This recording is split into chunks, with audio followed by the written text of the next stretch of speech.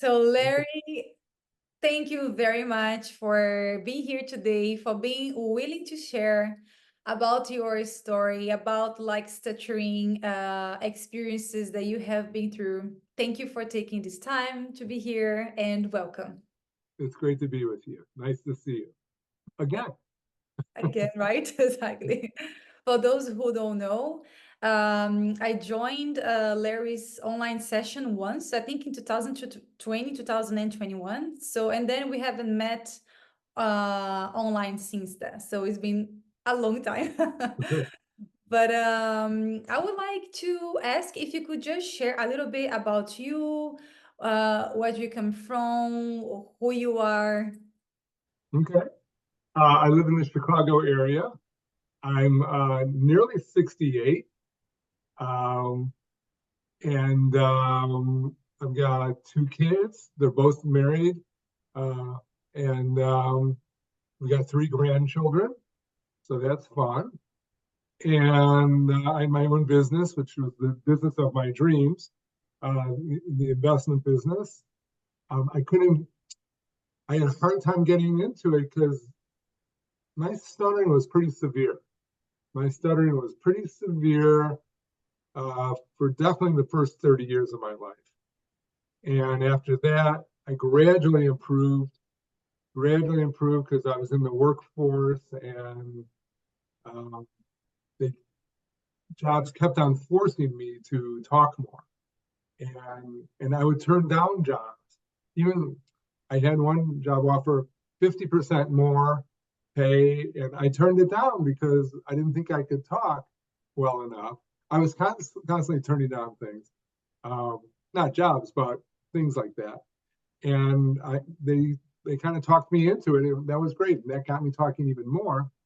Finally, I got at the age of 47, I got into the business in a very small way. Opened my own firm at 54. I thought I could talk well enough. I had gotten good at small talk, but in the investment business, asking for $1 million and talking about people's personal problems, those are difficult conversations. And so at the age of 55, 1 year in to the business, I realized I just had to do something with my speech. I could do small talk, but like I said, challenging conversations, I just had so much trouble with. Uh, Calling people I didn't know on the phone, couldn't do that well at all. Couldn't say my name. Take about 15 to 20 seconds to say my name. I finally got through that at age 57. And then my business flourished. And now I'm actually in the process of selling my business because I want to spend more time, if as much as I can, helping people with their speech, which is what I do now a lot. It's really impressive, Larry, that your life changed so much in your 50s because in many cases, life changes a lot, like in your 20s, 30s, sometimes 40s. And it's really incredible the entire journey that you probably went through to get to that point where, like, okay, something needs to change. I'm tired of living the life like this, rejecting jobs, turning down jobs because I am afraid that I might not be able to, and I really like your whole story, and I would love to take you a little bit back to just understand this journey a little bit better. For instance, how was your like experience growing up with a stutter? How was that? How was at school with the family, with the friends? How was this journey of growing up like that? So I had a big advantage. And then I was a really big kid and a really good athlete. And so everyone wanted me on their team. And so it's not the typical stuttering story where you're alone, you're isolated. I grew up on a small street, and I had all my friends lived on that little street. So I would just walk down the street and knock on their doors. I never had to talk. So so I have a very different story, and I was very fortunate that I didn't grow up like a lot of people with no friends. A lot of people have no friends, have no social life. I always have that, and part of it was just you because I could play sports really well, and I had friends in my neighborhood. who I still see to this day. I've known them since the age of 4. I still see them. I still talk with them. That's incredible. It is What incredible. sports I did was you so play? lucky. I played football, American football, and I played and I ran track. So it, I was just very fortunate in that regard, you know. But once life began to stare me right in the eye when I was leaving high school, and I decided not to play college football, um, then life got very difficult because while people still wanted me on their team, even in college, to play there, um, my life was I had to face the music, and that was not good. So I actually went into, even though I always wanted to be in the investment field, I would study investments from the age of 11. I would read Business Week cover to cover.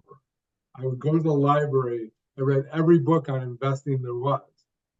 But at age 17, right before going to college, I, talked with a guy in the investment field, and he said, "Well, in Chicago, it's all sales." It was not true. And do you want to sell? I go, "No, I mean, I could barely get there because I could barely talk really. I mean, I could do a little small talk here and there, but to ask a question, I'm not sure I asked a question until I was in my 40s, honestly. Um, I never told a story to people until I was in my 50s. And I couldn't say my name till I was, like I said, till 57. So it was, but it's not that unusual a story. And so and then I went into fields that I had no interest in. I went into accounting. I had no interest in it. I hated accounting. I hated my college. I hated my life. And then I went into financial writing. Now, in between all this, I incurred terrible depressions, terrible. I'm frankly surprised I'm alive right now. And I'm the happiest guy I know now. And uh, so, so I look at stuttering very different now in that I view it that it was a call to action, and that I just didn't take that call. I didn't have the courage. I know a lot of people who do, but I did not have the courage to face it and really go after it. I tried. I went to therapy, many times, but that didn't help. Um, but it's a call to action, and I never expected I could make this kind of progress to really feel free to speak. But but I have helped a lot of people, you know, um, live live their lives in a very different way, which is so exciting to help people. And I do that for free, which I That love. I think it becomes a life mission, right? To help other people because you know the pain, you know the struggles of living with a stutter, you know what it means to go through these challenges. And if we can help one person to go through it in an easier way or to handle with more grace, to handle in a better way, there's something about helping someone directly that makes us feel relevant for society, right? Yeah, Sometimes if you work for a big company, you feel like maybe not so relevant because there are thousands of people working for the company and you don't see the direct impact that you're making. But like this, you see the direct impact immediately. So it's a different type of helping. And you mentioned that at 55, your life changed, right? But what happened at the mhm. age of 55 specifically that made you embark on this journey to improve your like your speech? So I would love to tell you that I had a surge of courage, but I'm going to tell you the truth. It was really all about money. I I had one son who was in an Ivy League school. I had another one who was who was ready to begin at an even more expensive university, and and my career was, I mean, no one would hire me because, you know, here I am in the investment field. I have a few clients that I got, but not enough that anyone would hire me. I couldn't make phone calls. I couldn't say my name. No one, even friends, would not hire me. So it was all up to me, and my family was depending on me, and I had to do something. And fortunately, here's how it happened. So, you know, how I said that I always said no to everything because I, you know, didn't want to have to stutter. And I mean, I stuttered so heavily, it hurt to talk. My jaw would be sore. It it really pained me even to talk. That's how severe. Head shaking, lips pursed, eyes closed, jaw clenched. It literally hurt to talk sometimes. Not all the time, but sometimes. Definitely in higher pressure situations. So here's how it happened. So years before this, like 5 years before this, maybe six, my cousin worked at a little nonprofit, very small. And they were looking for younger people to be on the board because everyone was getting pretty old. And so they asked me, I said, sure. I mean, no one ever asked me to do anything but play sports. So I said, sure, I'll be on the board. And so I was on the board. And like 3 or 4 years later, they asked me to be the president. Now, I never even done much on the board, but the only other person they had was like 85 years old, literally. And and and and of course I said what? What did I say to them? Did I say, sure, I'll take this on, I'll be the president? No pay, by the way. I'll be the president, right? Did I say that? I I did guess you not. didn't.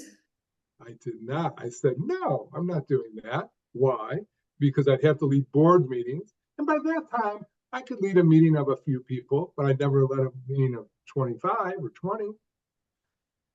And I'd have to give a few, you know, 3 or 4 or 5 to 10 minute speeches, you know, for fundraising every year. And the last speech I gave was when I was in accounting. All of us had to give like a 10-minute talk on whatever topic we want, anything we wanted, 10 minutes. My 10-minute talk took 28 minutes.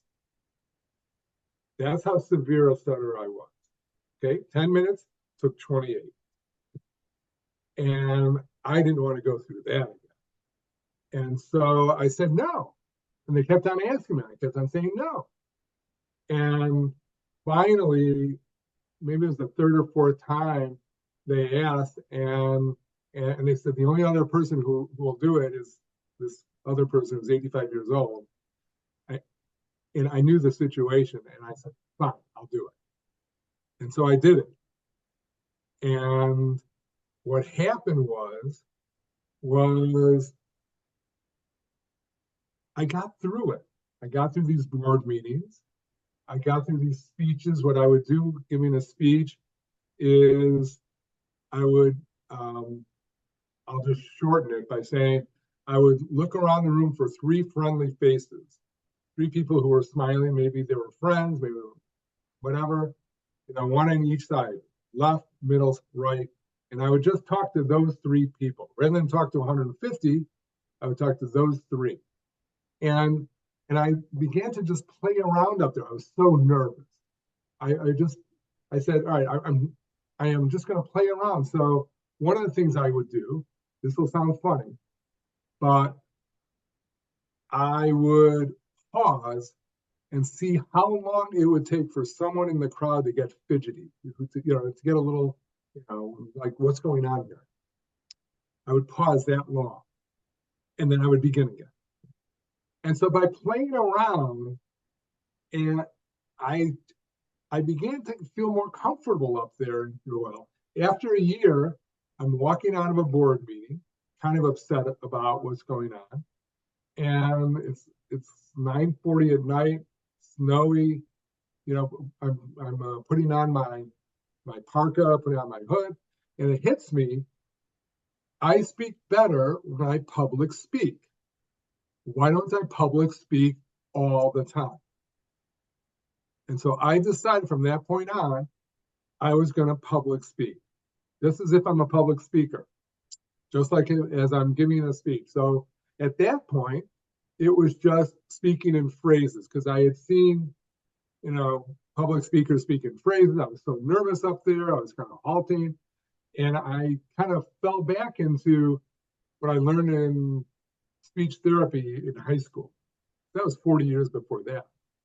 And so I began doing this. And my speech improved a little bit. It was the first time I really felt that my speech had actually improved. And I became more comfortable speaking. But I was doing it all the time, not just once in a while, all the time. And then I began adding to that. I began to watch broadcasters on TV. And Matt Lauer became my model speaker. And I would mimic him. And I can mimic him all day now. And he would emphasize words at the end of a phrase. He'd speak in phrases, and he'd emphasize words at the end of a phrase so that it'd be really memorable. And so I began doing that, and my speech improved again. And then, there's so many different things that I did. But basically what I did was I relearned to speak.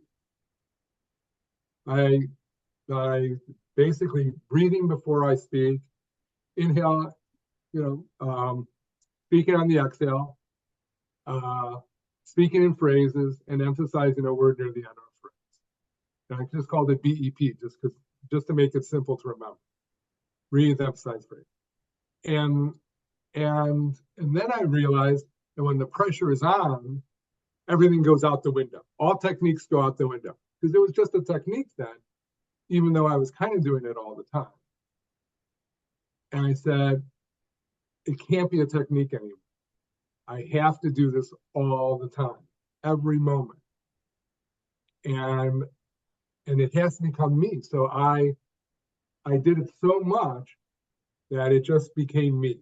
And I don't think about it or anything. So that was actually just step one. And if I was trying to go from here to there, my speech improved about there. Maybe halfway, not quite, toward my goal of being able to just be free to speak, free to talk, not perfect fluency, just to be able to feel free that I could converse in difficult situations. Because again, I'm not just sitting around talking to people. I have high pressure situations. Some people get angry about things. I have to be able to handle that confidently. I'm in sales presentation. I'm going up against other people. I've got to be able to handle difficult questions with confidence. So I'm in a lot of high pressure situations. So I realized soon thereafter that, okay, so I relearned to speak, which was, I thought, pretty cool. I thought that would be it. It was not even close.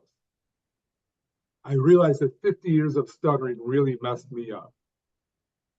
And that I had to change how I think. And I had no idea what to do. I was just trying stuff. And I came up with the craziest thing in the world. And that is that when I see myself doing something that's a little, I don't know, it seems like it would be influenced by stuttering, I'm going to do the complete opposite. Complete opposite. So rather than avoid, I'm going to. I would shorten my sentences to the very barest number of words. No, I'm going to lengthen them. I would do all kinds of things. I would switch out words in and out, in and out.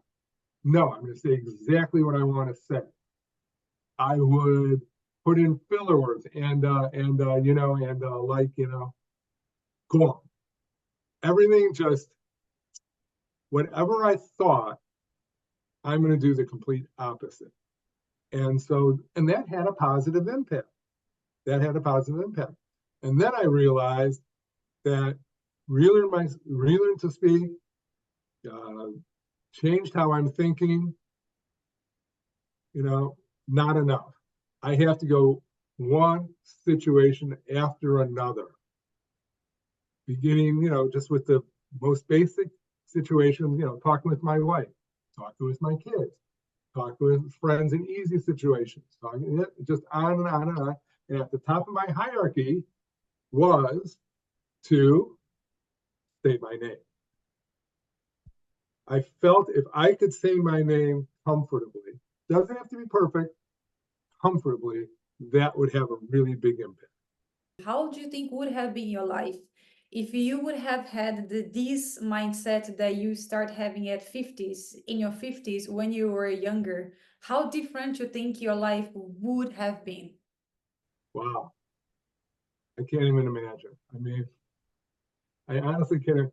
In some ways, I'm in some ways I'm like a teenager now. I mean, I've literally had to catch up in terms of handling social situations. I think I'm just about there because I just didn't talk that much. I didn't handle situations. Um, how my life would have changed, I think I would have, um, I don't know that I would have had the mental maturity to be able to think through all this stuff and to execute the way I did. Because I was never disciplined. I was never resilient. I was never all these qualities that I gained in this process of 2 years of really going after this. I'm a completely different person than I was the 2 years before that. Completely different. And so, in many ways, I am restarting life in my 60s.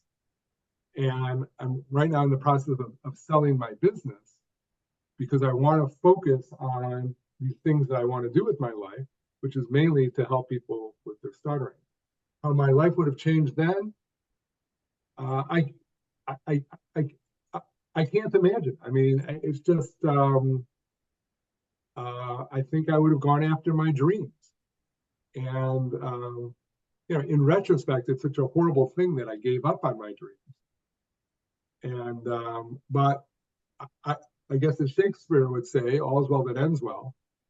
And, and I actually accomplished my two biggest dreams in life, which were to be able to speak at least a little better, to be able to say what I wanted, and to have my own investment business.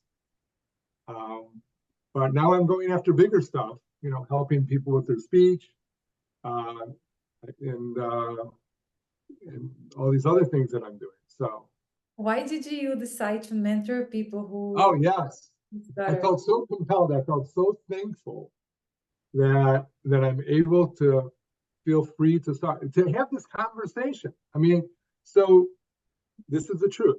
After many conversations, even still, and it's been more than 10 years now, I will walk away from a conversation or a presentation.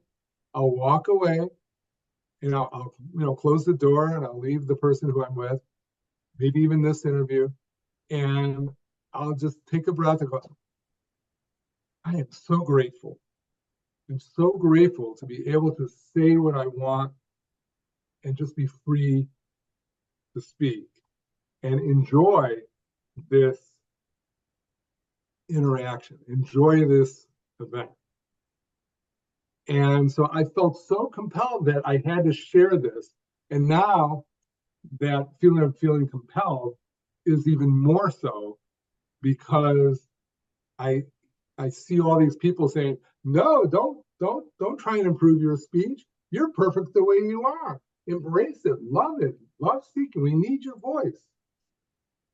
And I mean, for some people who are very modest, who have a modest stutter, I understand that. And for kids, I definitely understand. For kids, I I, I always tell people, no, I won't mentor them. Go to a professional. You should be with a professional because I feel at that age they ought to be just encouraged to speak more and get out more of them. But when you're faced with life in your late teens and in your 20s, 30s, and so on, if you have a severe stutter like I had, life can be pretty limiting and frustrating. And so pretty much all the people I help are people who want to advance their careers. They have some kind of a career, they want to do more. Some of them are very successful. Some are very successful. And it's incredibly exciting to work with these people. And I just want to do more of it.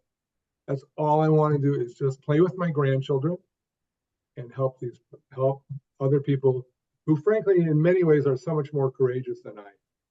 But in Because I which would never. ways can you help them? Like, what is it that you offer? What is it that you do?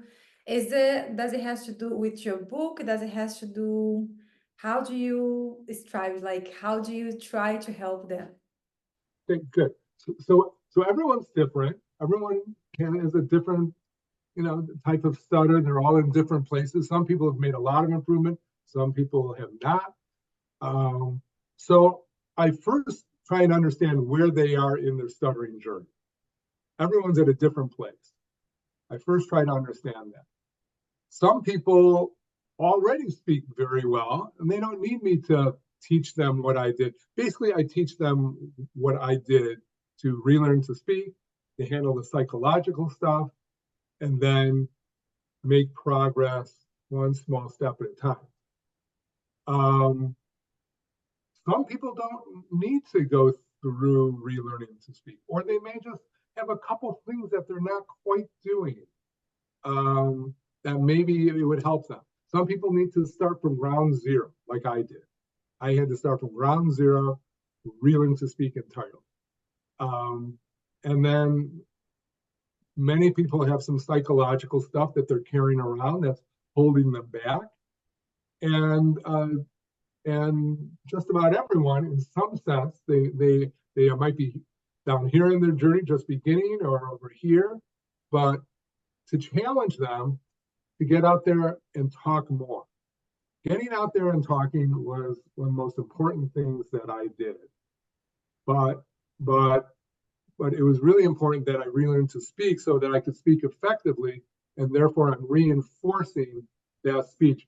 Many people that I talk with, I suggest when they're ready, I suggest that they go into Toastmasters, which is a great way to get an easy, a different audience and talk. But the challenges with many people I talk with is they just don't have many opportunities for talking. Maybe they're unemployed, maybe they're employed, but they're in jobs where there's not much talking, or maybe they don't have that many friends. It's very difficult. And so what I did, and I suggested them that they have to create opportunities to talk all the time.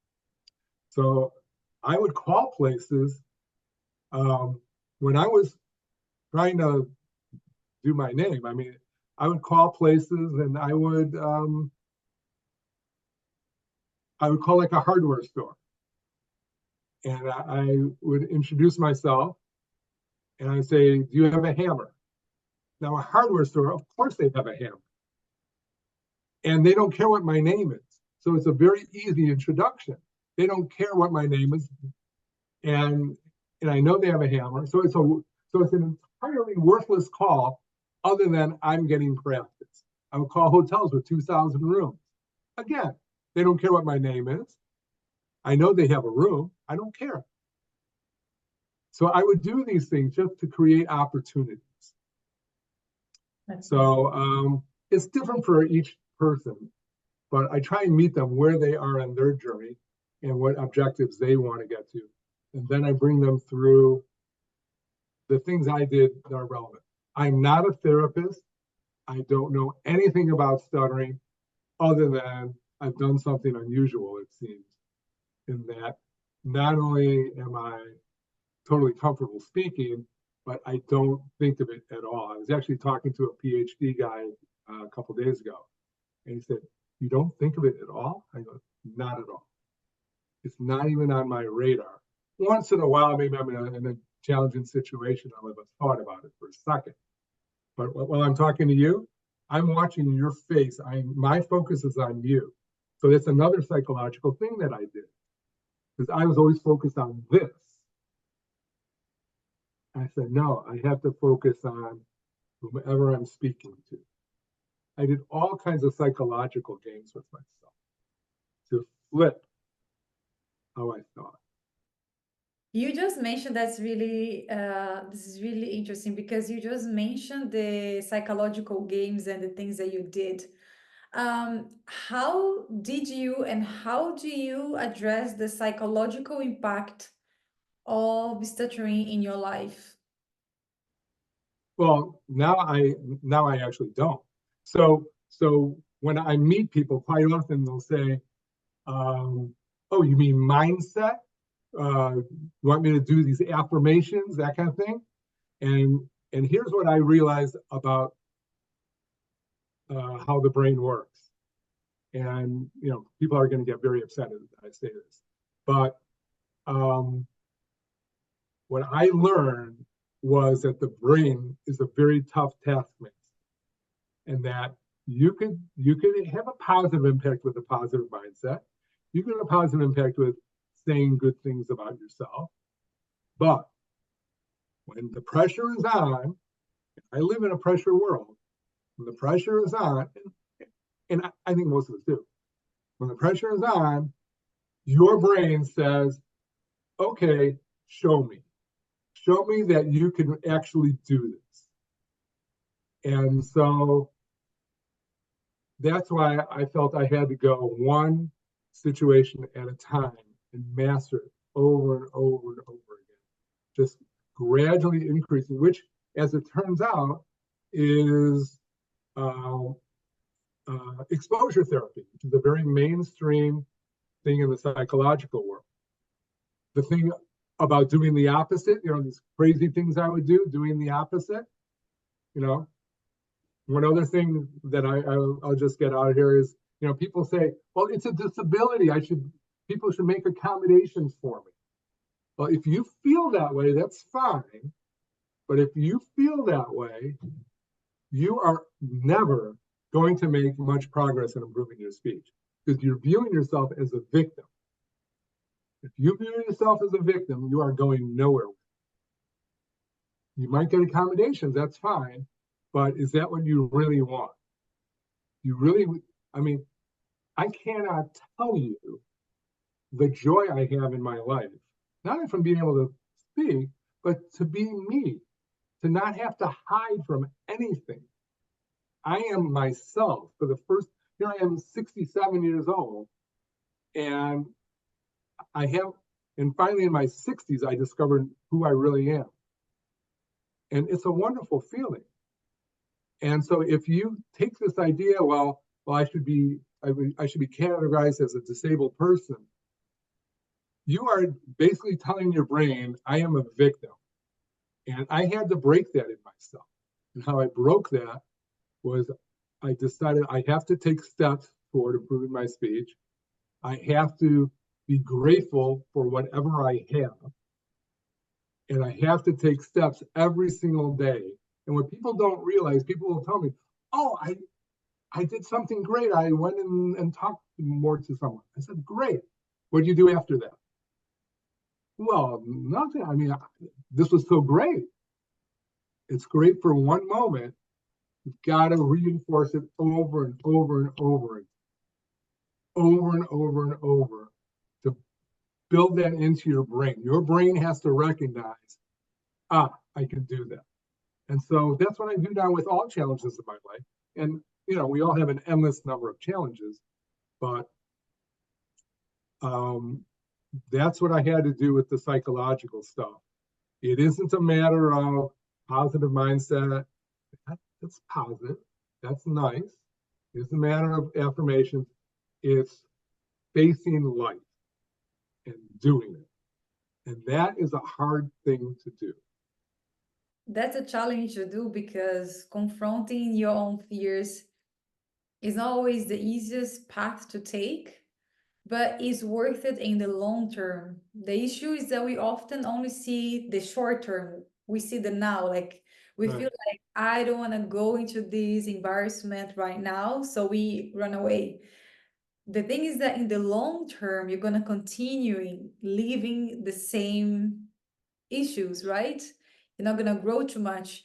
But if you confront your fears now, it might be embarrassing, it might be uncomfortable now. But then in the long term, you're going to come out better. Right. Right? And so that's why I did everything in really small steps. You might think they were insignificant at points, but every step, there's no insignificant steps, but I made them so small that they weren't such a big leap. It wasn't something that I had to have much courage on because I had no courage. And I just went in really small steps, but I did it consistently and I did it all the time. And after I began making progress, this still sounds strange, but I felt like I was in like the Amazon jungle and I had a machete and I'm cutting through the brush. And it's like it turned into the greatest adventure. It was exhilarating taking on these new challenges that before it just paralyzed me. But I did it in really small steps. So it wasn't so terrifying because I already had made so much progress. But I began from zero. I mean, I'm saying zero. I just went on and on and on. Very small steps, very consistent. What advice would you give to other people who also stutter? Um, the advice I would give is that this could be the greatest adventure of your life. And the place to start is to just talk. Get out there as much as you can and talk. Don't try and be a hero. I constantly see on the internet, oh, we're going to stand on the corner of a street and we're going to tell everyone that we stutter. No, that's too hard. Just begin very small, but be consistent. Talk a lot and uh, and don't do as much as you can not to avoid speaking. And uh, you can read my book. That'll tell you my entire thing. It's called Free to Speak. Um, I hold nothing back. Everything I did, all the crazy psychological things I did, there are many, and all the things, all the frustrations, but also all the joy that have come with it. I think that's worthwhile. But get out there and talk and see how far you can take it. And if you want to call me or email me or text me or go on Zoom, it's very easy to find me. Stein on Stuttering. That is everything. You can find me at email, Larry@steinonstuttering.com. You can find me on Instagram, Stein on Stuttering. I have a lot of YouTube videos. Stein on Stuttering 3008. And I'm going to begin putting out more content now. But that's what I would do. The natural inclination is to not talk and to not take on every opportunity. I'm saying, again, do the opposite and just try new stuff. But do it in small little steps that you can win it. I used to say, just stack wins, positive experiences, and just keep doing it over and over again. It isn't how far you get, how fast, it's that you stack positive experiences so that you really feel good. Confidence is built, it is earned, and it's earned one small step at a time. Where can people find your book? You just have this book, or do you have any other books? Well, I have actually written 5 books, but this is the only one on stuttering. You go on Amazon. On Amazon, it's paper book and paperback, and on Kindle also. And, That's So great.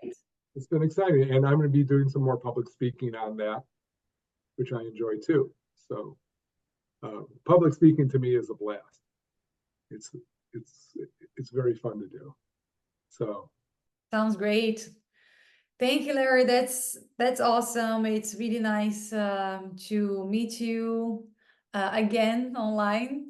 I really enjoyed it. Great to see you again.